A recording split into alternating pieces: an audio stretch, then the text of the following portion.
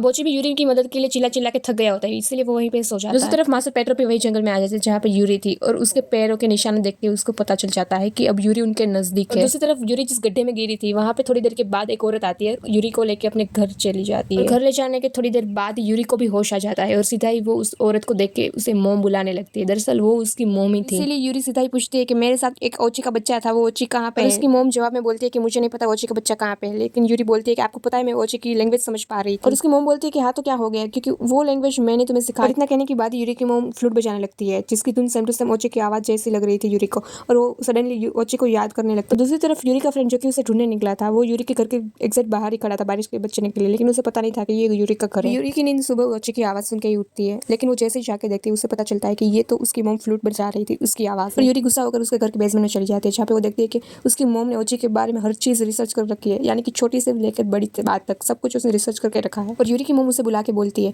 कि यूरी तुम जिस ओची को उसकी मोम तक पहुंचाने की बात करी, तुम्हें पता है वो लोग तुमसे नफरत करते हैं, ओचीज इंसान को नफरत करते हैं, यानी कि अगर तुम ओची को उसकी मोम तक तो पहुंचा भी दोगी, लेकिन अगर उससे इंसान की बदबू आएगी तो वो लोग उसे अपनाएंगे नहीं। और अगर ऐसा हो गया तो तुम्हारी मेहनत का क्या ही फायदा, इसीलिए मैं तुम्हें बोल रही हूँ कि तुम मत जाओ वहाँ पे। यूरी उसकी मोम को जवाब देते बोलती है कि मोम आप तो रहने दीजिए, जिसने खुद की बच्ची को तिरस्कार कर, ओची को कैसे जज कर सकती है।